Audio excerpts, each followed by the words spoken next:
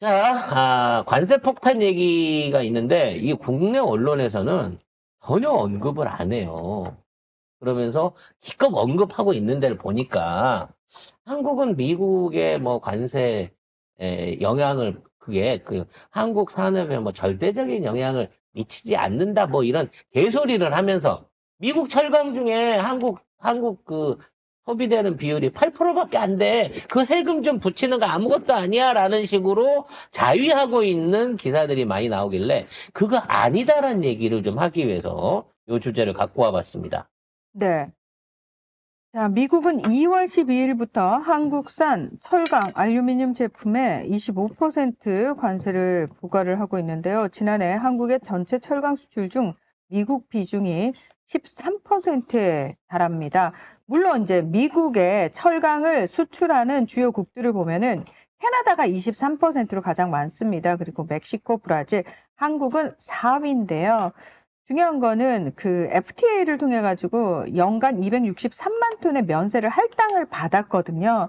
그런데 트럼프가 들어서 가지고 그 조치를 폐기를 시켜 버렸다라는 겁니다. 그러니까 한미 FTA 협정을 그냥 일방적으로 깬 거예요. 네, 맞아요. 이게 되나? 근데 되더라니까. 참 어처구니 없네. 아니 왜요?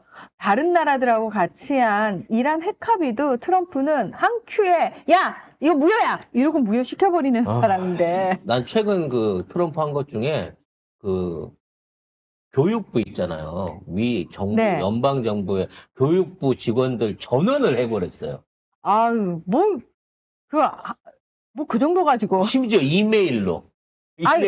이메일도 밤에 이메일을 열어봐야지 아는 거고 더 충격적인 거는 해외 원조 나가던 걸 하룻밤에 중지시켜버렸어요. 다 잘라버렸어요. 그래서 중요한 거는 미국 내에서 그게 안 됐으면 사전에 어떤 통보를 해주거나 이걸 해야 되는데 그럴 틈도 안 주고 바로 중단. 갑자기 그 나라에 쫙 퍼져 있던 그 돈 받아야 되는 사람들은 왜? 갑자기 하룻밤 새예요.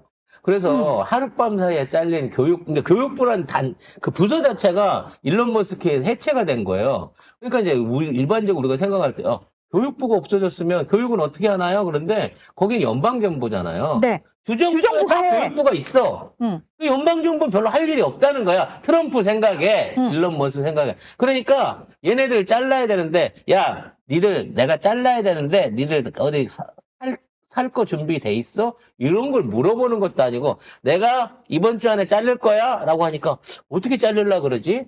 퇴직금은 줄 건가? 라고 생각했더니 밤에 이메일을 보내갖고 자 내일부터 나오지 마. 너는 오늘 회고야. 야 이거는 정말 대단한 놈인 거야. 그게 우리한테 이렇게 협정 어기는 것도 사실은 아무것도 아닌 것 같지만 이거를 트럼프가 그랬으니까 그냥 받아들여야지. 그러면 안 된다는 거예요. 안 되지. 아니 사실은 원래 제대로 된 정부라면 이게 시행되기 전에 이미 협상을 했었어야 되는 거예요. 근데 지금 여러분 그 대통령 놀이에 빠진 최상목이 있잖아요. 최상목이는 트럼프하고 통화 한 번만 하게 해달라고 바지가랑이를 붙들고 난리를 치고 있어요. 몇 달째. 그런데 트럼프 측에서 야 쓸데없는 소리 하지 마. 이래서 아예 위쪽에 말도 못 한대요. 제대로 된 대행자 떼내를 보내, 떼내를. 월스트리트 저널하고 인터뷰까지 했더라고 보니까. 그래서 최상목이가. 근데 나는 그게 짜증이 난다는 거야. 어처구니가 이 새끼가 월스트리트 저널에서 사실 최상목이라는 사람이 보도 가치가 있는 사람인가요? 냉정하게 봤을 때. 없지. 미국 보수 언론에서 최상목이라는 사람이 우리가 직접 인터뷰를 해야 할 정도의 가치가 있는 사람이 없다는 거예요. 없는데 월스트리트 저널하고 인터뷰? 어떻게 했을까가 난 짜증이 난다는 거예요. 도대체 물밑에서 무슨 짓거리를 해서 이 인터뷰를 성사시켰을까? 뭔가를 줬겠지. 광고비를 겁나 준 거 아닐까, 취재비를? 아무튼, 여기까지만 언론 기사에서 언급을 해요. 그러니까 일반 국민들이 생각할 때는 철강이라고 그러니까 다 아이형강이나 무슨 철판이나 뭐 봉제나 그거 그 정도 우리나라 한 14% 정도 되고 미국 안에서 그 정도면 그거 없어도 포항제철 주가가 좀 떨어지겠지만 다른 산업에는 큰 영향 미치는 거 아니지 않아? 라고 생각하는 순간 이게 착각이 된다는 거죠. 뭐냐면 이 수출품, 이 철판이 수출돼서 미국에 수입되는 데가 어디냐면 현지에 진출해 있는 우리나라 기업들의 부품 공장이에요. 사실은 현대자동차나 기아자동차 또는 무슨 뭐 우리 세탁기를 만드는 LG나 삼성의 현지 공장에 납품되는 재질의 그런 철강들이라고. 그러니까 그 나라마다 고유의 스펙이 있잖아요. 각 제조사마다 그 스펙이 있는데 미국 내에서 그거를 맞춰오기가 힘들기 때문에 거기에 맞춘 철강을 수출을 하는 거고, 그걸 받아서 가공해서 납품하는 업체들은 그래서 이쪽 업체가 지불해야 되는 생산비나 관리 비용을 줄여주고 있는 상태인데, 가격이 그렇게 올라버리면 그러한 편의를 받을 수 있는 제품을 못 구한다는 거야. 그러면 이걸 결국은 미국에 있는 제품을 사는 게 더 싸다라고 판정이 받게 되면, 그때는 이 과정, 지금까지 있었던 관리 과정을 전부 다 프로토콜을 새로 짜야 된다는 얘기죠. 이런 과정에서 늘어나는 부품 가격의 상승은 25% 수준이 아니라는 겁니다. 그래서 우리나라 같은 경우에는 이런 수입이나 수출을 직접 해갖고 현지 공장에서 이런 것들을 조달을 많이 해요. 그러니까 우리나라 자동차 공장들이 진입을 하기는 했지만 GM이라든지 다른 미국에 있는 자동차 공장 부품 회사들하고 일종의 이제 조인트를 맺어가지고 그쪽 부품을 사다 쓰는 거예요. 그쪽에 용역을 줘서 사다 쓰는 거기 때문에 우리 같은 경우에는 전용 부품보다는 보명 부품이 훨씬 더 많은 편이고, 그래서 생산비 상승 원가를 어느 정도 줄일 수 있다라고 하는 예시도 있습니다. 우리나라가 미국에서 생산하는 자동차, 요게 한 100만 대에서 150만 대, 지금 이제 많이 떨어져서 좀 덜하긴 하지만, 요 정도 수준인 건데, 그 안에서 이와 같은 방식으로, 이번 이런 철강 제품 수입이 가격 인상으로 인해가지고, 직접 안아야 되는 손실 규모는, 아마 자동차 가격의 10%에서 15% 수준일 걸로 예상을 해요. 근데 이건 좀 이런 문제 때문에 앞으로 우리나라 자동차, 미국에서의 우리나라 자동차의 가격이 최소 10%에서 15% 오르게 될 도미노 효과가 올 거고, 거기에 맞춰가지고 미국에서 생산하는 미국산 국산 자동차들하고의 경쟁에서도 손실을 볼 거다라고 하는 예측이 있습니다. 물론 긍정적인 면도 있긴 있어요. 미국 안에서 우리보다 훨씬 많이 진출을 해가지고 더 많은 공장과 생산량, 미국 시장을 좌지우지하고 있는 시장은 일본 자동차이기 때문에, 일본 자동차들 같은 경우에는 생산비 상승 효과가 35에서 40%까지 된다 그래요. 왜 그러냐면 일본은 미국에서 차를 만들어야 되는 비용을 줄이기 위해서 멕시코의 부품 공장을 사실상 거의 다 옮겨놨어요. 그래서 일본과 미국이 늘 무역 협상을 할 때 시비를 거는 분야가 뭐냐면, 야, 우리가 니네 공장에 납품하려고 만든 일본 자동차 부품 회사에 보내는 철강만큼은 면세를 해줘라. 이거 다 니네 자동차 싸게 만들려고 들어가는 거잖아. 라고 요구를 했고, 그래서 그에 대한 면세 기준 내지는 최저 관세 효율을 민주당 정부는 지켜줬다는 거야. 근데 트럼프는 그걸 싹 날려버린 거예요. 그래서 멕시코로 들어가던 제로 내지는 2.5%를 넘지 않던 모든 자동차 부품, 원료, 철강, 각종 플라스틱 제품들이 25%가 올라버린 거야. 우리는 현지화가 좀 돼 있는데 사실 일본은 다 멕시코화가 돼 있었기 때문에 이게 25% 오름으로 인해서 자동차 가격이 30% 이상 오르게 생긴 거예요.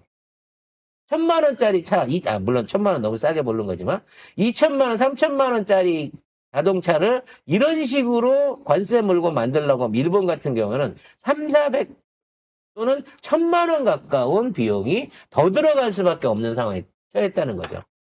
그래서 이걸 해결하기 위해서 방법을 찾아보니 방법이 없다는 겁니다. 이게 일본 자동차 회사가 일본 정부한테 얘기를 하고 있는 거예요. 협상을 해갖고 이거를 종전 수준으로 못 낮춰주면 일본 자동차 공장의 선택은 4년 동안 문을 닫겠다는 거예요. 4년 후에 정책이 바뀌어서 트럼프가 트럼프 이후를 그만두고, 기다린다고? 트럼프 이후에 가면 하지만 이미 얘네들이 이와 같은 자동차 공장을 옮기기 위해서 잠정적으로 지출하는 350조에서 400조예요. 근데 지금 있는 상태에서 이 공장을 무리하게 돌리면 그보다 더한 손해가 4년 동안 누적이 된다는 거야. 그러니까 이럴 바에는 우리가 생산을 안 하겠다 이 정책으로 가면 그럼 역으로 일본 자동차가 시장에서 사라지게 되면 그 수혜를 한국 자동차와 미국 자동차가 볼 수도 있다. 뭐 이런 얘기도 이 1편에 있기는 합니다. 헐. 아무튼 중요한 건 이 미국에 뭔가를 수출해서 그동안 벌어왔던 해외 기업들은 이거 한 방으로 지금 자동차 분야, 철강 분야 이걸 처맞고 있지만 이 다음에 석유화학이라든지 앞으로 계속해서 있을 거거든요. 의류라든지 패션이라든지 식품까지. 트럼프 시대에 과연 정상적인 무역을 할 수 있겠느냐라는 전방위적인 문제가 현재 걸려 있다는 거예요. 문제는 이러한 거에 대한 대책을 현재 있는 정부가 전혀 못 세우고 있다는 거죠.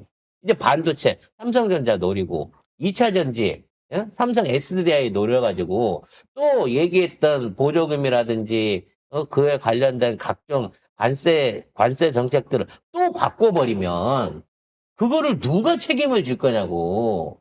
그리고 그 대기업들이 이것 때문에 망해버리고, 현지 공장을 닫아야 되는 상황이 오면 그때 대한민국 경제는 어떡할 거냐고요, 이 사람들아. 근데 아유 그냥 철강이잖아. 얼마 안 되잖아. 우리 철강 수출의 10% 좀 넘는 수준인 거고. 아니 뭐 안 팔리면 뭐 딴 나라가 더 싸게 팔든지 포항제철이나 좀 죽겠지. 요렇게 생각해서는 안 된다는 거예요. 물론 요즘 철강주는 알래스카 석유관 사업 때문에 요거에 대해서 불만을 제기하지 않을 만큼 충분히 요즘 잘 나가고 있기는 합니다만 뭐 그것도 앞으로 트럼프가 어떻게 만발할지 모르는 거니까 이러한 변동 상황에 마친 외교적인 이 협상 채널 그리고 그걸 잘할 수 있는 행정가 이 통상 행정가가 있어야 되는데 지금 있는 정부에는 최상목이 있고, 그리고 그런 것들을 담당해야 될 외교안보 부문에 김태호가 있고, 그리고 이런 통상을 주고받을 수 있는, 얘기할 수 있는 사람 전문가가 전혀 없는 상태, 심지어 전화통화도 안 되는 상태이기 때문에 빨리 끌어내려서 이 국가를 정상화해야 된다는 거예요. 삼성, 현대가 더 나서가지고, 이 새끼들 이대로 놔두면 우리 해왔던 평생사업, 기업 자체가 무너지겠구나라는 위기감을 갖고 적극적으로 대응을 해야 된다는 겁니다. 그리고 이 문제를 언론도 부각을 해야죠. 관세 전쟁은 이제 시작입니다. 트럼프 들어온 지 2달밖에 안 됐어요. 근데 벌써부터 지금 전 세계가 휘청휘청하고 있습니다. 여기에서 우리는 대북 호재가 있기 때문에 트럼프가 또 어저께도 핵보유국 인정한다 이 얘기 나오기 시작하면서 또 대북 산업주가 막 꿈틀꿈틀하고 있거든요. 이 호재를 적절하게 잘 이용해가지고 단물만 빼고 리스크를 최소화할 수 있는 그런 행정가와 정권이 필요합니다. 그럴 수 있는 정권은 현재로서는 그럴 수 있는 행정가는 이재명 대표 말고는 보이지 않는다는 거죠. 저희가 괜히 이재명 대표를 이렇게 말하자면 우리 방송엔 출연도 안 해주는데 이렇게까지 아니 뭐 출연해달라고 얘기를 한 적도 없잖아요. 늘 하잖아 방송에서 한 번만 뵙고 싶다고. 네, 그러는 이유는 뭐냐면 대안이 없기 때문이에요. 이 나라 국민으로서 앞으로 이 나라를 살아가야 되는 어떤 미래 세대를 걱정하는 사람으로서 현재의 대안은 민주당이고 국짐이고 인물론을 떠나가지고 이재명 말고는 다른 구원자가 있을 수가 없는 상황이라는 점은 여러분한테 다시 한번 말씀드리고 싶습니다. 네. 지금 경호 때문에 바쁘신 줄은 알지만 저희가 방문 방송도 할 수 있습니다. 출장 방송도 할 수 있으니까. 김병기 의원이 지금 네. 요청한 게 악수도 하지 말고 이재명 대표하고 사진 촬영도 하지 말고 선물 전달도 하지 마라. 그러니까 저희가 찾아가는 방송을. 아, 이렇게 하고 있습니다. 찐따 붙지 말라는 얘기예요. 제발요. 하지 마세요. 나 못 믿어? 네. 내가 무슨 군대도 안 갔다 왔는데 뭐 내가 무슨 위해를 가라 그럴 사람이야? 아니, 이렇게 나 못 믿어. 저는 괜찮아요. 하는 사람, 한 사람, 한 사람, 한 사람 늘기 시작하면 이재명 대표 입장에서 얼마나 힘들겠습니까? 우리가 먼저 모범을 보여서 저희는 대표님께, 예, 어떤 알겠습니다. 요청도 하지 않겠습니다. 불감청이 고소원이라고 요청은 하지 않겠지만 기다리긴 하겠습니다. 네. 이번 주 방송 여기서 마무리 짓도록 할게요.